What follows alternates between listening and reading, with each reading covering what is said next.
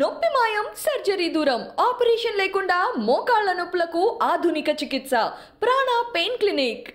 జాతీయ కార్యవర్గ సభ్యులు అట్లాగే మన హుజూరాబాద్ శాసన సభ్యులు శ్రీ ఈటల రాజేందర్ గారు, వారితో పాటు మాజీ శాసన సభ్యులు శ్రీ ములుగూరి భిక్షపతి గారు, అట్లాగే శ్రీ వేణుగోపాల్ రెడ్డి గారు భాజపా రాష్ట్ర నాయకులు, వారితో పాటు అశ్వత్థామరెడ్డి గారు బీజేపీ రాష్ట్ర నాయకులు, అలాగే ఆర్టీసీ తెలంగాణ మజ్దూర్ గౌరవ అధ్యక్షులు మజ్దూర్ సంఘ్, అట్లాగే మాజీ మీడియా ఇన్ఛార్జ్ మన సుధాకర్ శర్మ గారు ఉన్నారు. ఇప్పుడు ఈటల రాజేందర్ గారిని మాట్లాడవలసిందిగా కోరుతున్నాను.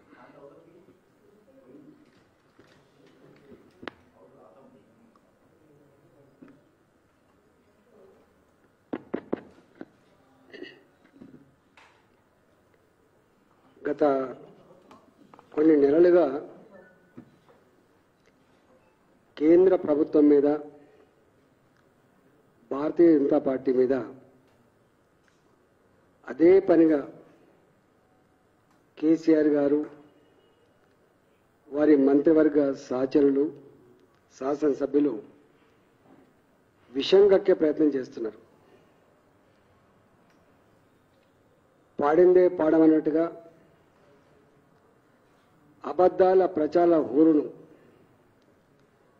సింగరేణి కార్మికులని ఖమ్మం, వరంగల్, కరీంనగర్, ఆదిలాబాద్ ప్రజానీకానికి నమ్మించే ప్రయత్నం చేస్తున్నారు.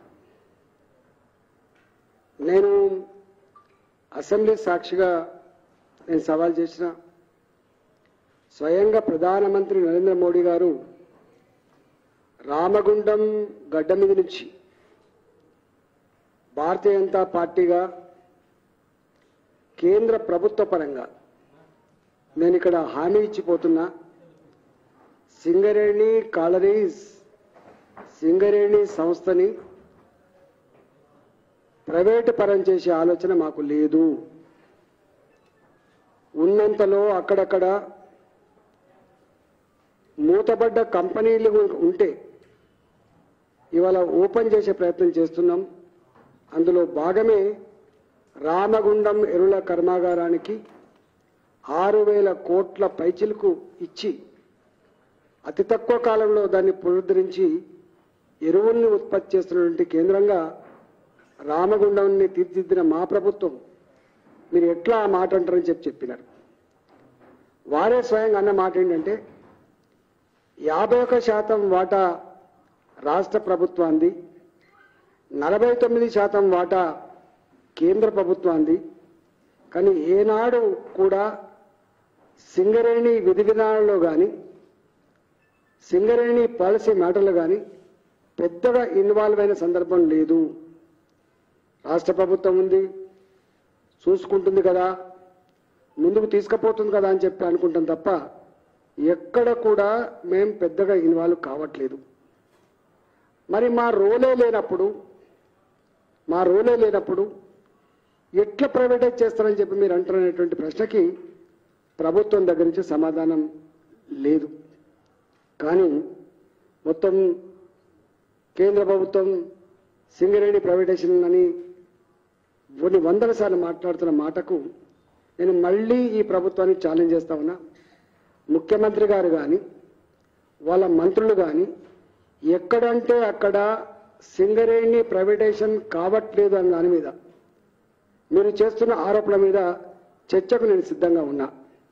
మీరు ఎప్పుడు వస్తారో, ఎక్కడికి వస్తారో డేట్ నిర్ణయించండి, ప్లేస్ నిర్ణయించండి, మీరు ఎవరినైనా పంపండి, నేను దాంట్లో పాల్గొన సిద్ధంగా ఉన్నా అని చెప్పి ఈ సందర్భంగా సవాల్ చేస్తా ఉన్నా.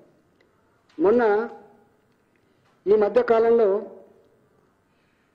తెలంగాణ రాష్ట్రంలో ఆర్టీఏ యాక్ట్ దానికి కమిటీ ఉన్నప్పటికీ కూడా ఎక్కడ ప్రెస్ మిత్రులో లేకపోతే మాలాంటి వాళ్ళమో ఏదైనా సమాచారం కోసం డిపార్ట్మెంట్లకు పోతే ఎవరూ ఇస్తలేరు సమాచారం. ఫోన్లు మాట్లాడడానికి భయపడుతున్నారు.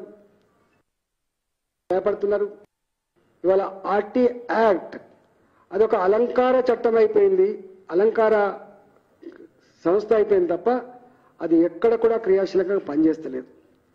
వీళ్ళు మన సింగరేణి కంపెనీ లిమిటెడ్ నుంచి వెళ్ళి ప్రజా సంబంధాల విభాగం అని చెప్పి ఒక నోటీస్ చేసిండ్రు. ప్రజా సంబంధాల విభాగం అని చెప్పి ఒక నోటీస్ చేసిండ్రు. దాంట్లో ఎంత బాగా మాట్లాడతారంటే లాస్ట్లో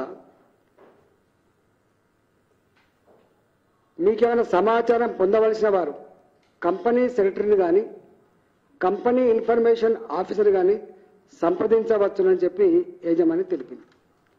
సిఎండి గారే ఫోన్ ఎత్తారు, కంపెనీ సెక్రటరీ గారు ఫోన్ ఎత్తారు, కంపెనీ మేనేజ్మెంట్ పట్టించుకున్న పాపాన పోలేదు.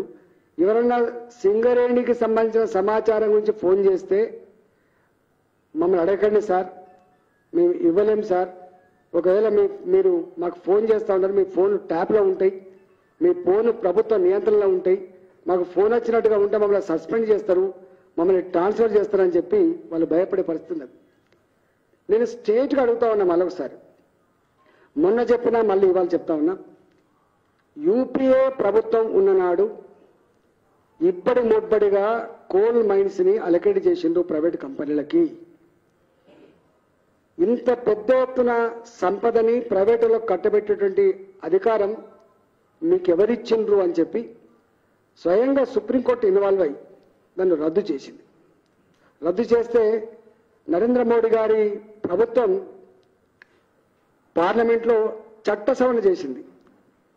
1957 MMDR act, major mineral development regulation యాక్ట్ని వాళ్ళు దాన్ని సవరించిండ్రు. సిఎంఎస్పి కింద సవరించి వాళ్ళు ఏం చేసినారు, బొగ్గు గనులు కోల్ మినిస్ట్రీ కింద ఉండేటువంటి మేజర్ మినరల్స్ కాబట్టి వీటిని ఒక పద్ధతి ప్రకారం వేయాలని చెప్పి ప్రభుత్వ పరమైన సంస్థలు ఏమైనా ఉంటే వాటికి దరఖాస్తు చేసుకుంటే 14% వచ్చే రెవెన్యూలో ప్రభుత్వాలు కనుక చెల్లిస్తే నామినేషన్ ఇచ్చే పద్ధతి ఒక పద్ధతి అని చెప్పినాం. క్యాప్టివ్ మైన్ సిస్టమ్ అని చెప్పినాం. అదేవిధంగా ఎవరు దరఖాస్తు చేయకపోతే మిగిలిన మైన్స్ ఏవైతుంటాయో వాటిని ఓపెన్ యాక్షన్లో పాడేటువంటి ఆస్కారం ఉంటుంది. దానికి కనీస అర్హత ఏంటంటే అర్హత కలిగి ఉండి 4% ప్లస్ నుంచే స్టార్ట్ అవుతుంది. ఈ రెవెన్యూస్లో 4% మినిమం పే చేయాలన్నటువంటి రాయల్టీ పే చేయాలని దాంతో స్టార్ట్ అవుతుంది. ఇక్కడ 2015 చట్టం వచ్చిన తర్వాత మన సింగరేణి కోల్ మైన్స్ ఇతర రాష్ట్రాలు కూడా దరఖాస్తు చేసుకున్నది. అందులో ఒకటి న్యూ పాత్రపద ఒరిస్సా. ఈ కొత్త చట్టం రాకుండా ఉంటే మనం అక్కడ పోయేవాళ్ళం కాదు. ఇవాళ దాదాపుగా ఈ మొత్తం సింగరేణి నిల్వలు ఈ రాష్ట్రంలో 1200 మిలియన్ టన్నులు ఉందనుకుంటే ఇవాళ మనకు న్యూ పాత్రపద మైన్ ఒక్క మైన్ కెపాసిటీ దాదాపు 750 నుంచి 800 మిలియన్ టన్నుల బొగ్గు నిల్వలు ఉన్నాయని చెప్పి అది ఆ రిపోర్టు ఆ డీటెయిల్స్ అంతా కూడా మీకు ఇవ్వబోతున్నా. ఆ డీటెయిల్స్ అంతా కూడా మీకు ఇవ్వబోతున్నాను. న్యూ పాత్రపద కానీ అదేవిధంగా నైని బ్లాక్ కానీ తాడిచెర్ల మైన్ ఇన్ తెలంగాణ కానీ ఇవన్నీ కూడా వాటి కెపాసిటీ ఎంత, వాటి తవ్వుతలో వచ్చే లాభం ఎంత, కట్టే రాయల్టీ ఎంత, ఆ డీటెయిల్స్ అన్ని కూడా మీకు ఇవ్వబోతున్నాను. మొత్తం సమాచారం అంతా కూడా సేకరించి మీకు ఇవ్వబోతా ఉన్నాం. ఇవాళ ఒక న్యూ పాత్రపద మైన్ 755 మిలియన్ టన్నులు, ఒక నైని బ్లాక్ 450 నుంచి 500 మిలియన్ టన్నులు. ఆల్మోస్ట్ ఈ రెండు మైళ్ళలోనే తెలంగాణ మొత్తంలో ఉన్న రిజర్వుల కంటే కూడా ఎక్కువ ఉన్నాయి. అంటే కొత్త చట్టం రాకుండా ఉంటే, కేంద్రం అలకేట్ చేయకుండా ఉంటే ఇవాళ ఇంత పెద్ద ఎత్తున మైన్స్ వచ్చేది కాదు. వచ్చిన తర్వాత ఇక్కడ కొన్ని మైన్స్ ఉన్నాయి, ఇంకో 4 మైన్స్. అది ఆ 4 మైన్స్ KK6 శ్రావణపల్లి, అదేవిధంగా KOC3 సత్తుపల్లి బ్లాక్. ఈ డీటెయిల్స్ దీనికి 2019 లోపు తెలంగాణ రాష్ట్ర ప్రభుత్వం కానీ సింగరేణి కానీ ఎక్కడ దరఖాస్తు చేసుకోలేదు. ఈ గోదావరి వ్యాలీలో ఉన్నటువంటి ఈ 4 మైన్లు మాకు కావాలని చెప్పి ఎక్కడ దరఖాస్తు చేసుకోలేదు. దరఖాస్తు చేసుకొని ఉంటే ఎక్కడో ఒరిస్సాలో అలకడి చేసినటువంటి సందర్భం ఉండగా తెలంగాణలో ఎందుకు అలకడి చేయరు? ఎక్కడ కూడా వీళ్ళు దరఖాస్తు చేసుకోలేదు. ఇది సత్యం. కానీ 2019 తర్వాత ఇవన్నీ ఓపెన్ యాక్షన్కి వచ్చినాయి. ఎవరు దరఖాస్తు చేసుకోలేదు కాబట్టి ఆఫ్టర్ 4 years ఈ మైన్స్ని దరఖాస్తు ఎవరు చేసుకోవడం కారణంగా ఓపెన్ యాక్షన్ కోసం పోయింది. ఓపెన్ యాక్షన్ కోసం పోతే ఎన్నిసార్లు టెండర్లు పిలిచినప్పటికి కూడా ఒక్క కాంట్రాక్టర్ ముందుకు రాలేదు, ఇంక్లూడింగ్ సింగరేణి.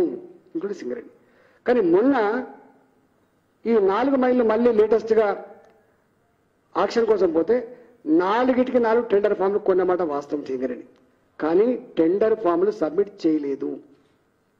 ఒకటే ఒక కంపెనీ, అది మొన్న చెప్పినట్టుగా ఈ అరబిందో ఫార్మా శరత్ చంద్రారెడ్డి వాళ్ళకు ఒక్క మైన్ వచ్చింది. ఆ డీటెయిల్స్ కూడా మీకు ఇస్తా. ఒకటి వచ్చింది ఆ డీటెయిల్స్.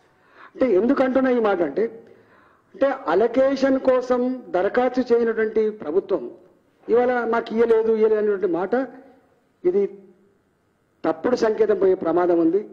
బాధ్యత కలిగిన ప్రభుత్వం, ముఖ్యమంత్రి, మంత్రులు ఇలాంటి చౌకబారు ప్రచారాన్ని మానుకోవాలని చెప్పి నేను విజ్ఞప్తి చేస్తాను. నేను ఇంకొక మాట అంటున్నా, ఈ సమాచారం అంతా కూడా మీకు ఇస్తా. నేను స్టేట్గా ముఖ్యమంత్రి గారిని అడుగుతా ఉన్నా, సింగరేణి కంపెనీ అసలు కోల్ మైన్ సిస్టమ్ ప్రైవేటైజేషనా, సింగరేణి ప్రైవేటైజేషనా? ఏది ప్రైవేటైజేషన్? మీరు తప్పుడు సింగరేణి మొత్తం ప్రైవేట్ చేసేదైతే ప్రైవేట్ చేయాలన్నా మీరు నడపనా అనేది మీ చేతిలో ఉంది.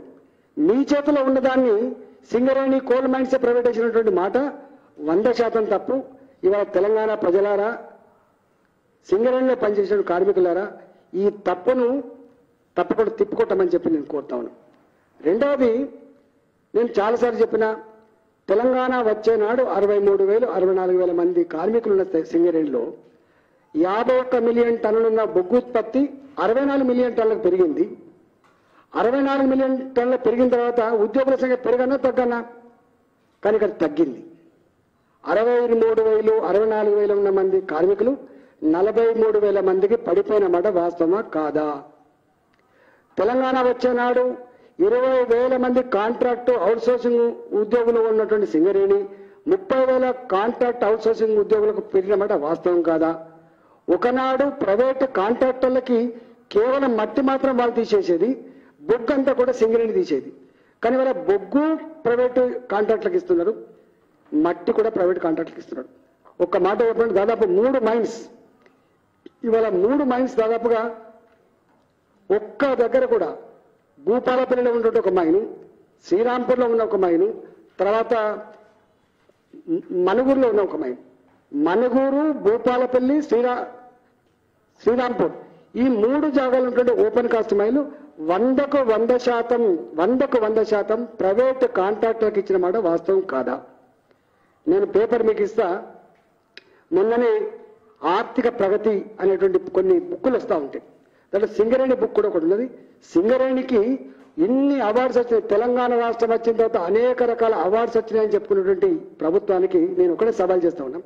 ఇంత ఎఫిషియన్సీ ఉన్న కంపెనీ, ఇంత ఎక్స్పీరియన్స్ ఉన్న కంపెనీ, ఇంత రిచ్ కంపెనీ, ఇంత గొప్ప చరిత్ర కలిగిన కంపెనీ ఎందుకు తాడిచెర్ల ఓపెన్ కాస్ట్ మైన్ నాకు చేత కాదు, నేను చేయనని చెప్పి రాసిచ్చింది.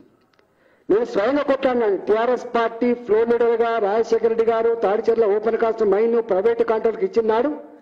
ఇది తప్పు, వద్దు, ఎట్లా ఇస్తారు మీరు, దీంట్లో 1,000 కోట్ల రూపాయల కుంభకోణం ఉందని చెప్పి కొట్లాడిన నా రికార్డు, నా స్పీచెస్ ఇవాళ అసెంబ్లీలో రికార్డులలో ఉంటాయి. రోషా గారి ప్రభుత్వం వచ్చిన తర్వాత, రోషా గారు ముఖ్యమంత్రి అయిన తర్వాత కార్మిక సంఘాలను కూడా లొలి చేస్తే, మాలాంటి వాళ్ళని లొలి చేస్తే రోషా గారు స్వయంగా దాన్ని రద్దు చేసిండు. ప్రైవేటులకు ఇవ్వద్దు, సింగరేణి మాత్రమే ఆ పని చేస్తుంది. ఎందుకంటే జెన్కో, తెలంగాణ రాష్ట్ర ప్రభుత్వాన్ని మీకు తెలుసు, జెన్కోకు బొగ్గు తీసిచ్చే బాధ్యత సింగరేణి చేస్తానని చెప్పి స్వయంగా ప్రకటించి రద్దు చేసిన వ్యక్తి ఆనాడు రోషే గారు. కానీ తెలంగాణ వచ్చిన తర్వాత సీఎం గారు ఏం చేసిండు, కేసీఆర్ గారు ఆనాడు రోషే గారు చెప్పిన మాటని, ఇచ్చిన పేపర్ని పక్కకు నెట్టి సింగరేణి కంపెనీ ఈ బొగ్గు తీయలేదు, ఇది 40 మిలియన్ టన్నులు మాత్రమే ఉంది, ఇది నాణ్యత లేదు బొగ్గు అని చెప్పి రాసిండు. ఎంత అన్యాయం అంటే 40 మిలియన్ టన్నులు కాదు, 90 మిలియన్ టన్నుల పైపడి బొగ్గు ఉంది. ఇలా మొత్తం మైన్లలో అతి క్వాలిటీ బొగ్గు ఎక్కడ ఉందంటే ఇవాళ తాడిచెర్ల ఓపెన్ కాస్ట్ మైన్లో ఉంది. ఆ బొగ్గు తీస్తున్న కంపెనీ ఏఎంఆర్ కంపెనీ. మరి ఏఎంఆర్ కంపెనీ ఇలా మొత్తం చుట్టంతా కూడా సింగరేణి కార్మికులు, సింగరేణి మెషినరీ, సింగరేణి వ్యవస్థలు ఉన్నటువంటి అక్కడ ఒక ప్రైవేటు సంస్థ, ఒక ప్రైవేటు కాంట్రాక్టర్ ఎట్లా వైబుల్ అయింది, సింగరేణి కంపెనీకి ఎందుకు వైబుల్ కాలేదు? దీని వెనుక ఉన్న మర్మం ఏంది అని చెప్పి అడుగుతున్నాను. దీని వెనుక ఉన్న మర్మం ఏందని చెప్పి అడుగుతున్నాను. రెండో మాట అంటున్నా, ఇవాళ తెలంగాణ రాకముందేమో ఓపెన్ కాస్ట్ మైన్లు బొందలగడ్డగా మార్చిందని చెప్పి స్పీచెస్ ఉంటాయి కేసీఆర్ గారికి. ఇవాళ ఆ ఓపెన్ కాస్ట్ మైన్లు కూడా ప్రభుత్వ పరంగా ఎందుకు చేయలేకపోతున్నాం, మనం ఎందుకు ప్రైవేట్ కాంట్రాక్ట్లకు ఇస్తున్నాం, దీని వెనుక ఉన్న మతలబు ఏంది? ఇవాళ నేను డిమాండ్ చేస్తా ఉన్నా, వీటి మీద పూర్తి స్థాయిలో ఒక శ్వేతపత్రం విడుదల చేయాలని చెప్పి నేను డిమాండ్ చేస్తున్నాం. అంతేకాదు, ఎంత బాధ అనిపిస్తుంది అంటే, మీరు సింగరేణిలో ఒక మీటింగ్, కార్మికుల మధ్యలో మీటింగ్ పెడుతున్నప్పుడు ఒక స్పీచ్ ఇచ్చిండు. నా సింగరేణి 1,20,000 మంది కార్మికులతో లక్షలాది మంది వీళ్ళను అల్లుకొని జీవిస్తున్నటువంటి నా నగరాలు ఉన్నాయని చెప్పి కొత్తగూడెం, మనుగూరు, రామగుండం, అదేవిధంగా మీకు మంచిర్యాల, ఇలాంటి పట్టణాలన్నీ కూడా డెవలప్ అని చెప్పింది. అని ఏమంటాడు, నా తెలంగాణ పిల్లలకి ఉద్యోగ అవకాశాలు కల్పించాలి, అవసరమైతే ఆస్ట్రేలియాలో కూడా మైనింగ్ చేస్తా, అవసరమైతే ఇతర రాష్ట్రాలు కూడా మైనింగ్ చేస్తా అని చెప్పాడు.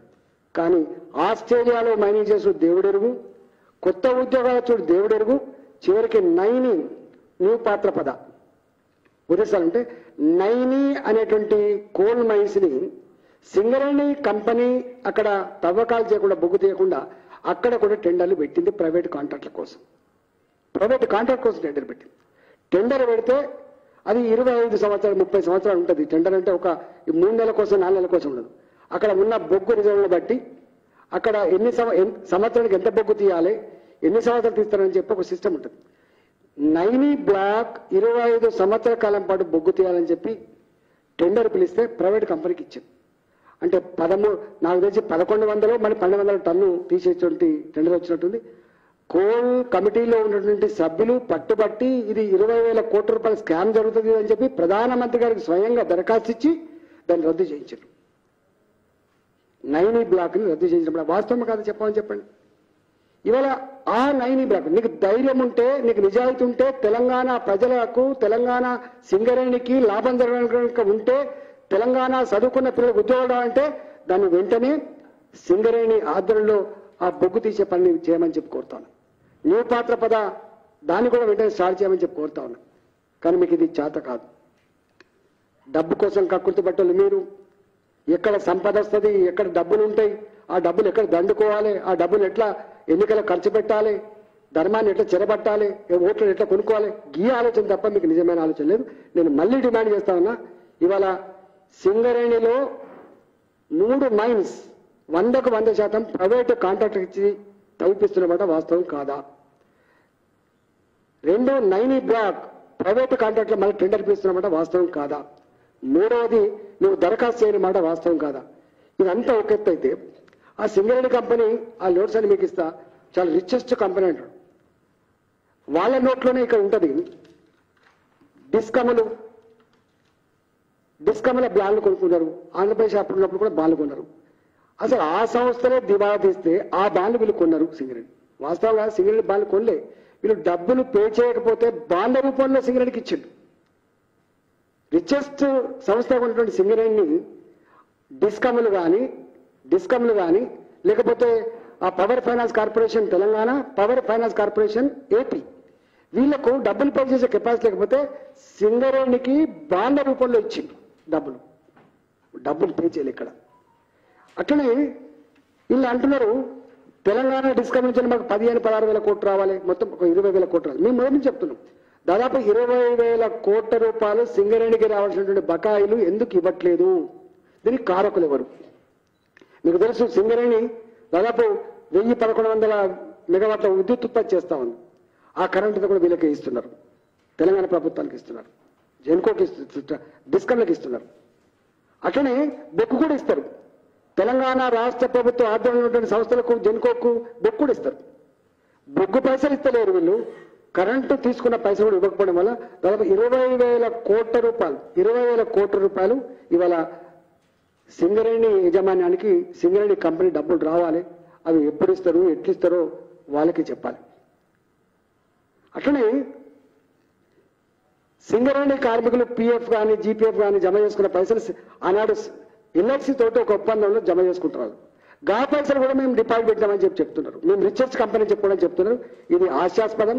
100% సింగరేణి గొప్పతనాన్ని కాపాడుకునేటువంటి బాధ్యత భారతీయ జనతా పార్టీకి ఉంది. సింగరేణి గొప్పగా ఎదగాలని చెప్పి కేంద్ర ప్రభుత్వం కోరుకుంటుంది.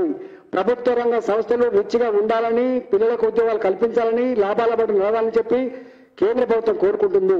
దివాలా కంపెనీల గురించి ఏమైనా మాట్లాడితే కానీ రిచ్గా ఉన్నటువంటి కంపెనీ గురించి మాట్లాడు. కానీ ఏట్ల రాయి తీయలేనోడు కుట్రరాయి తీసినట్టుగా ఈ సింగరేణి తోటి విశాఖ స్టీల్ కంపెనీకి టెండర్లలో మేము పాల్గొంటామని చెప్పి 4 రోజులు డ్రామా ఆడింది. నేను అడుగుతున్నా, ఎందుకు కొనలేకపోయినావు, ఎందుకు వేయలేకపోయినా చెప్పి అడుగుతున్నాను నేను. సింగరేణికి అంత రిచెస్ట్ సంస్థనే అయితే సింగరేణి విశాఖ ఉక్కు కర్మాగారం కొనగలిగేటువంటి స్థితిలో ఉంటే ఎందుకు టెండర్లు మీరు వేయలేదు? దానికి జవాబు చెప్తావా? నేను అవన్నీ పక్కకు పెట్టు. మా అశ్వత్థామ మా ఎన్నుకున్నాడు వెనుక. ఆర్టీసీ పేద పిల్లలను బడికి తీసుకుపోయే ఆర్టీసీ గ్రామీణ ప్రాంతాల్లో ఉన్నటువంటి ప్రజలకి అతి చౌకగా వాళ్ళు కూలి కోసం పట్టణాలకు పోయేటువంటి సంస్థ. పాలమ్ముకోవడానికి, కూరగాయలు అమ్ముకోవడానికి, చిన్న చిన్న పనుల కోసం పట్టణాలకు పోతే వాడుకుంటారు ఆర్టీసీ. ఆర్టీసీ ఎప్పుడు లాభాల కోసం పెట్టబడ్డ సంస్థ కాదు, ప్రజల వెల్ఫేర్ కోసం పెట్టబడ్డ సంస్థ. ఇవాళ కాళ్ళు లేని వాళ్లకు, నడుములు లేని వాళ్లకు, హ్యాండిక్యాప్డ్ వాళ్ళకి, చదువుకున్న పిల్లలకి పాసులు ఇచ్చే సంస్థ. అట్లాంటి ఆర్టీసీ ఇవాళ 9,000 బస్సులు ఓన్ బస్సులు ఉంటే ఈ తెలంగాణ రాష్ట్రం వచ్చిన తర్వాత ముఖ్యమంత్రి గారి పుణ్యమా అని 4,000 బస్సులు ఖతమైపోయింది. 5,000 బస్సులు మాత్రమే ఉన్నాయి. ఇలా సొంత బస్సులు 5,000, మొత్తం ప్రైవేట్ బస్సులే ఉన్నాయి. అంత పాడుపడ్డ బస్సులు, ఎక్కడ పడితే అక్కడ బ్రేకులు ఫెయిల్ అవుతున్నాయి, టైర్లు పాగుతున్నాయి, యాక్సిడెంట్స్ అవుతా ఉన్నాయి. ప్రజల ప్రాణాలను హరిస్తున్నప్పుడు కూడా కళ్ళప్పలించి చూస్తున్నారు తప్ప ఓ 1000 బస్సులు, 2,000 బస్సులు, 5,000 బస్సులు, ఓ 2,000 కోట్లు, 3,000 కోట్లు ఇచ్చి కొనిచ్చే ప్రయత్నం మాత్రం చేస్తలేడు. నేను అడుగుతున్న ముఖ్యమంత్రి గారిని, ఎక్కడో ఉన్నటువంటి విశాఖపట్నం గురించి ఆలోచిస్తున్నావు కదా, ఈ తెలంగాణ గడ్డ మీద పేదలకు అండగా ఉండే ఆర్టీసీని కాపాడే ప్రయత్నం చేయి. ఆ ఆర్టీసీలో పనిచేస్తున్న కార్మికులకు పిఆర్సీ ఇవ్వకుండా వాళ్ళ కళలో మట్టి కొడుతున్నావు కదా, వాళ్ళకు 2,000 కోట్లు, 3,000 కోట్లు సంవత్సరానికి ఇచ్చే ప్రయత్నం చేయమని చెప్పి కొడుతున్నా. రెండవది, నేను ఇంతకుముందు చెప్పినట్టుగా రామగుండం ఎరువుల కర్మాగారాన్ని 6,300 కోట్లతో కేంద్ర ప్రభుత్వం దాన్ని పునరుద్ధరించింది. నేను ఏమని అడుగుతున్నా, నిజాం షుగర్ ఫ్యాక్టరీ నేను కొట్లాడినా, టీఆర్ఎస్ పార్టీ పరంగా మేము కొట్లాడినాం. అది పెద్దన్న పాత్ర పోషిస్తుంది, చెరుకు పండించే రైతాంగానికి అండగా ఉంటుంది, ధర నిర్ణయించడంలో దీన్నే అనుసరిస్తారు. మీరు ఇది మెట్టుపల్లిలో కానీ జైరాబాద్లో కానీ మూసివేయొద్దని చెప్తే ఆనాడు కొట్లాడింది మేము. కానీ తెలంగాణ వచ్చిన తర్వాత ఆ ఉన్నొక్కటి కూడా ప్రైవేట్ నడిచేది కూడా బొండిగా పిసికి దాన్ని కథం పట్టించి ఇవాటికి కూడా చెరుకు రైతాంగం అంతా ప్రతి సంవత్సరం పాదయాత్రలు చేస్తా ఉన్నారు, నిరాహార దీక్షలు చేస్తా ఉన్నారు. ఆ కంపెనీని మాత్రం కాపాడే ప్రయత్నం చేయాలి. నేను అడుగుతున్నాను, ఎప్పుడో ఐడిపిఎల్ కంపెనీని మళ్ళీ పునరుద్ధరించండి, ఆల్విన్ కంపెనీ పునరుద్ధరించండి, అజంజాయ్ మిల్లును పునరుద్ధరించమని చెప్పి అడుగుతున్నాను. నీ కళ్ళ ముందు ఇది అవసరమైనటువంటి వాటిని మాత్రం పునరుద్ధరించట్లేదు. మీరు మాట్లాడతారు కేంద్రం పబ్లిక్ రంగ సంస్థలన్నీ కూడా అమ్ముకుంటుందని చెప్తున్నాం. మరి మీరేం చేస్తున్నారు? ఆర్టీసీ మనది కాదా? నిజాం షుగర్ ఫ్యాక్టరీ మనది కాదా? అజంజాయ్ మిల్లు మనది కాదా? చివరికి ఈ కంపెనీ దేవుడు పేదలకు ఇచ్చిన అసైన్మెంట్ భూములని కూడా గుంజుకొని 300 గజాలు ఇస్తాం మీకు ఎకరానికి, 400 గజాల రూపాయలు ఇస్తామని చెప్పి రియల్ ఎస్టేట్ బ్రోకర్ లాగా పేదల భూములు అమ్ముకుంటున్నమాట వాస్తవం కాదా? నేను ఇవాళ తెలంగాణ ప్రజలకు నేను మరొకసారి అప్పీల్ చేస్తా ఉన్నా, సింగరేణి ప్రైవేటైజేషన్ శుద్ధ అబద్ధం, పచ్చి మోసం. ఇలా తన వైఫల్యాన్ని కప్పిపుచ్చుకోవడానికి కేంద్రం మీద నెట్టేసి తప్పించుకునే ప్రయత్నం చేస్తుంది. మీకు దమ్ముంటే నేను ఛాలెంజ్ చేస్తా ఉన్నా, ఈ ప్రైవేటైజేషన్ మైన్లలో ప్రైవేటు కాంట్రాక్ట్ ఇచ్చే విధానం రద్దు కావాలి. ఇవాళ నా కార్మికుడికి 430 రూపాయలు ఇస్తున్న డైలీ వేస్ కింద రాష్ట్ర ప్రభుత్వ చట్టం అని చెప్పి, అదే కోల్ ఇండియా 930 రూపాయలు ఇస్తుంది. అయినా నీకు దమ్ముంటే కార్మికుల సేల్స్ కోసం నువ్వు ఆలోచించవు. ఇవాళ ఇన్కమ్ ట్యాక్స్ గురించి నువ్వు తీర్మానం చేసి పంపించవు. ఇన్కమ్ ట్యాక్స్ కేంద్ర ప్రభుత్వం ఇలా కోల్ ఇండియాలో కార్మికుడికి ఇన్కమ్ ట్యాక్స్ కట్ అయితే మళ్ళీ రియంబర్స్మెంట్ ఉన్నది, కానీ సింగరేణిలో మాత్రం కార్మికుడికి ఇన్కమ్ ట్యాక్స్ కట్ అయితే రియంబర్స్మెంట్ లేదు. నువ్వు చెయ్యి. ఇప్పుడు ఇన్ని పాలసీలు చేస్తున్నావు కదా, అంత నీ చేతిలో ఉంది కదా, సింగరేణి నేను అంటున్నావు కదా, మరి ఎందుకు మీరు ఒక తీర్మానం చేసి పంపించి ఊకున్నావు? పోయి కొట్లాడు. సంవత్సరానికి కేంద్ర రాష్ట్ర ప్రభుత్వాలకి దాదాపు 3,500 కోట్ల రూపాయల నుంచి 4,000 కోట్ల రూపాయలు రాయల్టీ పోతుంది. Almost 4,000 crore rupees for Yanam వస్తుంది రాష్ట్ర ప్రభుత్వానికి ఆదాయం. కేంద్ర ప్రభుత్వం కూడా అంతే వస్తుంది. కేంద్ర ప్రభుత్వం తనకు వచ్చే ఆదాయంలో దాదాపు 18,000 కోట్ల రూపాయలు ఈ 9 సంవత్సరాల కాలంలో 18,700 కోట్ల రూపాయల పైచలకు మళ్ళీ ఇక్కడే వచ్చేసుకున్నారు. ఆ రిపోర్ట్ అంతా కూడా ఇస్తాను, నేను ఇచ్చేది కాదు. వాళ్ళు కేంద్ర రాష్ట్ర ప్రభుత్వం ప్రచురించినటువంటి ఆ బుక్లో మీకు అవన్నీ కూడా ఇస్తా. అందుకని నేను మళ్ళీ ఇట్లాంటి చౌకబారు ప్రచారాలు చేయకండి, ప్రజల్ని తప్పుదో పట్టించకండి. ఇవన్నీ చేస్తున్నది మీరే. అందుకని తెలంగాణ ప్రజలారా ఆలోచన చేయమని కోరుతున్నా. తెలంగాణ బొగ్గని కార్మికులారా మన కళ్ళలో మట్టి కొడుతుందో ఆలోచన చేయమని చెప్పి నేను కోరుతా ఉన్నా. వీటన్నిటిపైన ఎక్కడంటే అక్కడ ఎప్పుడంటే అప్పుడు చర్చకు సిద్ధంగా ఉన్నా అని చెప్పి చెల్లేస్తాను.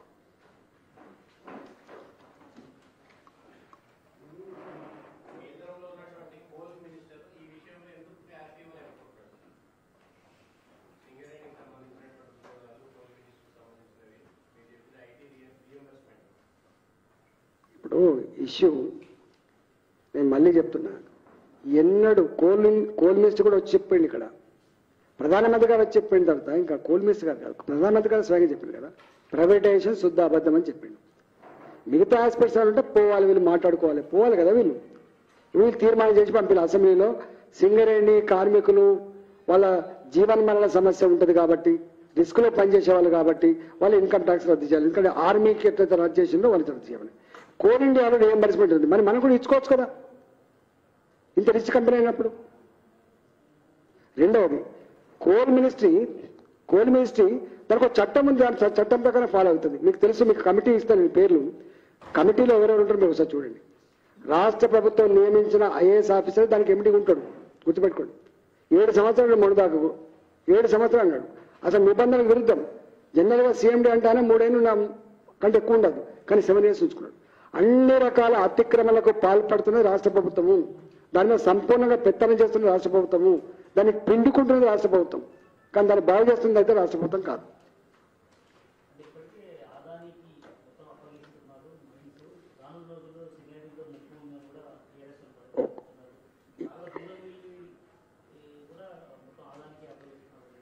నేను ఒకటే, సింగరేణి ఒక సంస్థ, సపోజ్ టెండర్లలో పాల్గొనదు అనుకోండి, ఏ అదానో లేకపోతే ఇంకోరో భయపడేస్తుందా సింగరేణి సంస్థ? చెప్పండి. మేము దేశవ్యాప్తంగా అనేక రాష్ట్రాల పరిధిలో సంస్థలు ఉంటాయి. సింగరేణి మా దగ్గర ఉంది, మహానంది కోల్డ్ ఫీల్డ్స్ ఒరిస్సాలో ఉంది, గుజరాత్ మినరల్స్ది అక్కడ ఉన్నది, మేజర్ మినరల్స్ ఓపెన్ యాక్షన్ పెడుతుంది. ఓపెన్ యాక్షన్లలో ప్రభుత్వపరమైన సంస్థలు వేసిన తర్వాత ప్రైవేట్లకు ఇచ్చే ఆస్కారం ఉంటుందండి. ఓపెన్ దాంట్లో ఒక కేంద్ర ప్రభుత్వ పరిధిలో లేవు కదా, గట్టిగా మాట్లాడడం కాదు కదా, ఎట్లిస్తా చెప్పండి. 216 మైళ్ళు యూపీఏ సర్కార్ ఉన్నప్పుడు కట్టబెట్టిందని చెప్పి నేను తప్పట్లే, సుప్రీంకోర్టు తప్పట్టింది. క్యాన్సిల్ చేసింది. పార్లమెంట్ కొత్త చట్టం వచ్చింది, నో ఎవరికైనా ఫ్రీ చేయడం వీళ్ళు. ఓపెన్ యాక్షన్లో అలకేషన్ చేసే సిస్టమ్ ఎక్కడిది? ఇంకా ఎవరు కావాలన్నా ఓపెన్ యాక్షన్ పాల్గొనవలసిందే. అదాని కావచ్చు, అంబానీ కావచ్చు, రేపు సింగరేణి కంపెనీ కావచ్చు. వచ్చే రాయల్టీ ఎవరు తీసుకుంటారు? రాష్ట్ర ప్రభుత్వం తీసుకుంటే కేంద్ర ప్రభుత్వం తీసుకుంటుంది.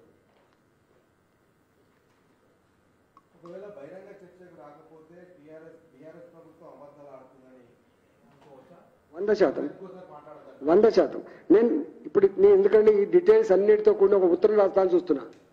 నేనే మొత్తం దీని మీద ఒక డీటెయిల్డ్ రిపోర్ట్, వాళ్ళు కనుక రాకపోతే డీటెయిల్డ్ రిపోర్ట్ని పంపిస్తారు. సింగరేణి ప్రైవేటైజేషన్ చేస్తున్నది వాస్తవమా చెప్పమని చెప్పండి అంతే. కోల్ మైన్స్ పొందాలంటే ఆక్షన్లో పాల్గొనమాట వాస్తవం. ఎప్పుడు వచ్చింది? 2010లో చట్టం వచ్చింది. దానికి ఎవరు మద్దతు ఇచ్చిండ్రు? టీఆర్ఎస్ పార్టీ కూడా మద్దతు ఇచ్చింది. అది మర్చిపోవద్దు. పూర్తి మెజార్టీతో పార్లమెంట్లో ఆమోదం పొందబడ్డ చట్టం సిఎంఎస్పి.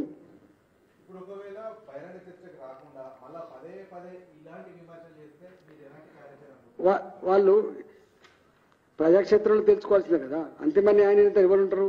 వాళ్ళు చెప్తారు, మేము చెప్తాం, అంతిమంగా జడ్జ్ చేసుకునే ప్రజలు. మీకు వాళ్ళు కూడా నోటీస్ ఇస్తా, వాళ్ళు ఎంత అబద్ధాలతో కూడినటువంటి ఒక నోటీస్ ఇచ్చిందో ఆ నోటీస్ కూడా ఇస్తారండి. మన నోట్స్ ఉంది, వాళ్ళు ప్రింట్ చేసిన నోట్స్ ఉంది, ఆ నోట్స్ కూడా ఇచ్చే ఏర్పాటు చేస్తారు. మేము ఇచ్చిన నోట్స్ వాళ్ళు ఇచ్చిన నోట్స్ అది కూడా సరిపోతుంది మీకు సింగరేణి కంపెనీని ఏమవుతుందని.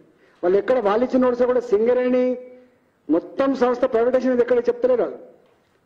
వాళ్ళు ఇచ్చిన నోట్లో సింగరేణి కంపెనీ మొత్తం ప్రైవేటైజ్ చేస్తున్నారు అనేటువంటి మాట ఎక్కడ చెప్పట్లేదు. వాళ్ళు చెప్తుందాలో ఏంటంటే మా గోదావరి వ్యాలీలో ఉన్నటువంటి 4 మైన్స్, మా గడ్డ మీద ఉన్న మైన్స్ మాకు ఇవ్వకుండా ఎందుకు ఓపెన్ యాక్షన్ పెడుతున్నారు? నేను అడుగుతున్నా, ఓపెన్ యాక్షన్ పెట్టే చట్టం 2015లో వచ్చినాడు, నువ్వు కూడా సపోర్ట్ చేసావు కదా, మరి నీవే పాల్గొని తీసుకోవచ్చు కదా. టెండర్ ఫామ్ కొనుక్కున్న మాట వాస్తవం కాదా? ఎందుకు టెండర్లో మళ్ళీ పాల్గొంటలేవు? చేత కాకనా ప్రైవేట్ వాళ్ళకి ఇవ్వాలనేటువంటి తపన నీకుందా? ఒక కొత్త చట్టం కనుక రాకుండా ఉంటే నీకు ఒరిస్సాలో మైన్స్ వచ్చేదా? ఆ మైన్స్ కెపాసిటీ దాదాపు 1300-1400 మిలియన్ టన్నులు. మొత్తం ఈ తెలంగాణ రాష్ట్రంలో ఎన్ని నిల్వలైతే ఉన్నాయో, బొగ్గు నిల్వలు ఉన్నాయో, అంతకంటే ఎక్కువ బొగ్గు నిల్వలు ఉన్న 2 మైన్స్ నీకు వచ్చినాయి. అది గుర్తుపెట్టుకోండి. ఇది కాదంటే చెప్పమని చెప్పండి. వాళ్ళు ఇచ్చిన నోట్స్ చూస్తే నేను వట్టిగా బుకాయించే ప్రయత్నం చేయడం, వట్టి బట్ట కాల్చి మీదేయడం, అబద్ధాన్ని 10 సార్లు చెప్పడం ద్వారా చలామణి అయ్యేటువంటి ప్రయత్నం చేయడం తప్ప నిజాయితీ లేదు వాళ్ళ దగ్గర.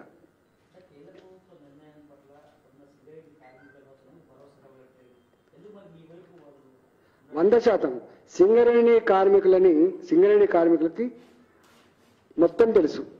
టీఆర్ఎస్ పార్టీ ఏం చేస్తుంది, కేసీఆర్ ఏం హామీలు ఇచ్చిండు, ఎట్లా ఇల్లు కట్టిస్తా అని చెప్పిండు, ఎట్లా వాళ్ళకి భూములు ఇస్తా అని చెప్పిండు, ఎట్లా గొప్పగా తీర్చిద్దా అని చెప్పిండు, ఎట్లా ఉద్యోగాల సంఖ్య పెంచుతా అని చెప్పిండు. అవన్నీ ఉన్నాయి. ఎక్కడ కట్టలే, ఎక్కడ డబుల్ బెడ్రూమ్ కట్టలే, సింగరేణి కార్మికులు పెద్ద భూములే పెద్ద పెద్ద ఎత్తున ఇయ్యలే, వాళ్ళకేం వాళ్ళ సంఖ్య ఏం పెరగలే. కారుణ్య నియామకాలు కూడా అనేక రకాల అవకాశాలు చెప్పి ఆ వార్తలు వచ్చినాయి.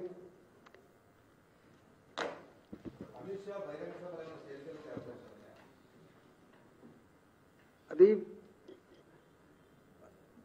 17 పార్లమెంట్లకి ఇన్ఛార్జీలు ఎవరైతే ఉన్నారో మంత్రులు పనిచేస్తూ ఉన్నారు. దాంట్లో భాగంగా పార్లమెంట్ ప్రవాసీ యోజన కింద అనేక మంది గౌరవ మంత్రులు ఆయా పార్లమెంట్ సెగ్మెంట్లో పనిచేస్తున్నమాట మీకు తెలుసు. నెలకు 3 రోజులు 4 రోజులు వచ్చి పనిచేసిపోతున్నారు. అక్కడక్కడ వాళ్ళు కొంత కార్యకర్తలతో మీటింగ్ పెడుతున్నారు, ప్రజలతో కలుస్తూ ఉన్నారు, పార్టీని పురోగమించడానికి ప్రయత్నం చేస్తున్నారు. అట్లనే అమిత్ షా గారికి కూడా ఇక్కడ వేసుకున్నారు కాబట్టి దాంట్లో భాగంగా అక్కడికి వస్తున్నారు. అది దానికి సంబంధించినటువంటి మీటింగ్. అది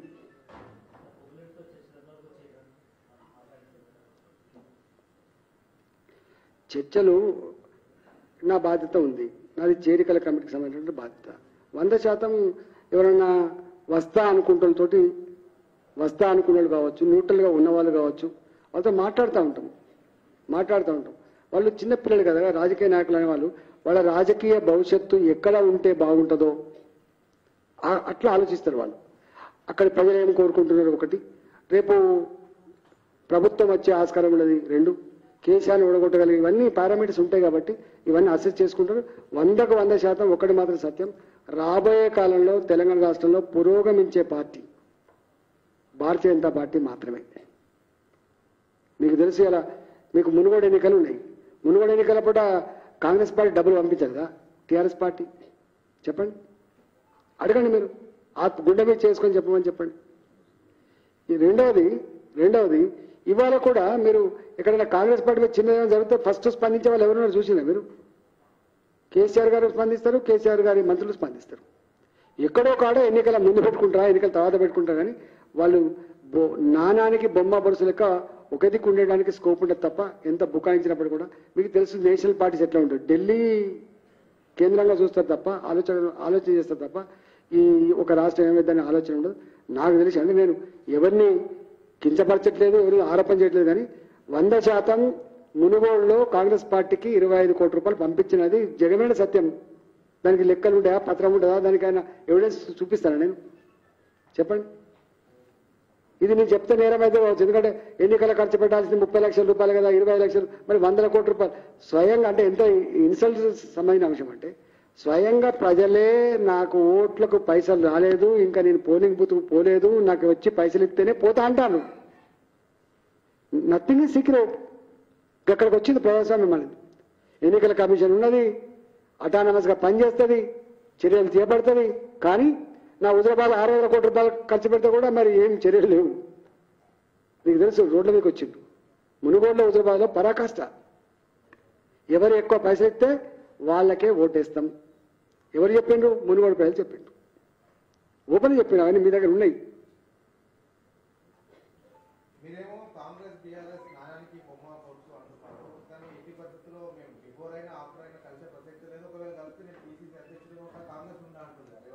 ఆ విషయం వారికి కానీ ఒక్కటి గుర్తుపెట్టుకోండి.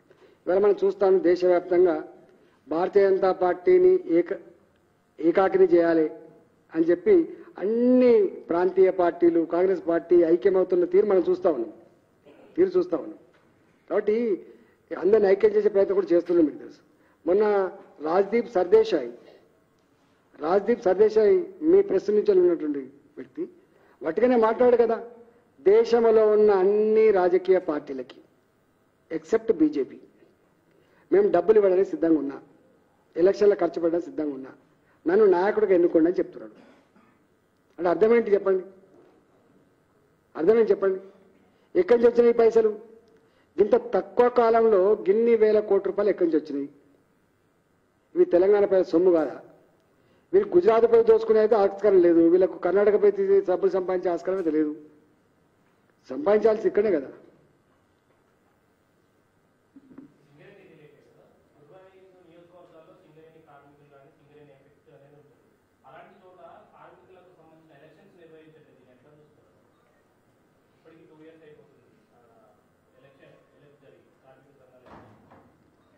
కేసీఆర్ గారికి కార్మిక సంఘాలంటే ఇష్టం ఉండదు.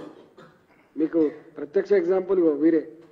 అశ్వత్థామరెడ్డిని డిస్మిస్ చేసే, అంటే కార్మిక సంఘాన్ని రాజీనామా చేసేంత వరకు, కార్మిక సంఘాన్ని అబాలిష్ చేయనంత వరకు ఈ ఆర్టీసీని కాపాడడానికి బ్రహ్మదేవుడు కూడా లేడు అని చెప్పిండు. అంతేనా? అశ్వత్థామరెడ్డి గారు ఏం చెప్పిండు? ఈ మొత్తం ఆర్టీసీ దివాళా చేయడానికి కార్మిక సంఘాలే. ఈ కార్మిక సంఘాన్ని రద్దు చేసుకోండి, అశ్వత్థామరెడ్డిని అందరికెళ్ళి తీసేయండి, చేస్తా అని చెప్పినప్పుడు వాస్తవం కాదా? సేమ్ సింగరేణిలో కూడా ఎప్పుడు నాకు తెలిసి, నేను ఫైనాన్స్ మంత్రి ఉన్నప్పుడు సింగరేణిలో ఒక మీటింగ్ పెట్టాడు కేసీఆర్ గారు. మీకు కార్మికులతో సంబంధం లేదు, కార్మిక సంఘాలతో సంబంధం లేదు, మీకు తెలియదా? మీకేం సూది పార్టీలు, దబ్బడికం పార్టీలు, ధర్నాలు చేసే పార్టీలు, అస్తమానం నెగిటివ్గా మాట్లాడే పార్టీలు ఉంటాయని చెప్పే కదా ఈ ధర్నా చౌక ఎత్తేసింది. ఉంటాయని చెప్పే కదా ఈ అశ్వత్థామరెడ్డిని అల్లకెళ్ళి తీసేసి దాకా పట్టుబట్టింది. ఉంటాయని తెలిసే కదా సింగరేణిలో కూడా ఎలక్షన్ జరపండి. కేసీఆర్ గారికి మూడు అంటే ఇష్టం ఉండదండి. ఒకటి, వాస్తవాలు మాట్లాడేటువంటి ఇష్టం ఉండదు, నెంబర్ 1. నెంబర్ 2, చైతన్యం అంటే ఇష్టం ఉండదు, నెంబర్ 2. పోరాటం అంటే అసలే ఇష్టం ఉండదు. ఈ 3 ఉండదు వారికి. పోరాటం అన్నా, సంఘటిత శక్తి అన్నా, చైతన్యం అన్నా పడదు కేసీఆర్ గారు. నేనే ఇచ్చేవాడిని, మీరంతా పుచ్చుకునేవాళ్ళు అనే రిలేషన్ ఉంటుంది. యజమాని బానిస అనే రిలేషన్షిప్ ఉంటుంది. నొప్పి మాయం, సర్జరీ దూరం. ఆపరేషన్ లేకుండా మోకాళ్ల నొప్పులకు ఆధునిక చికిత్స. ప్రాణ పెయిన్ క్లినిక్.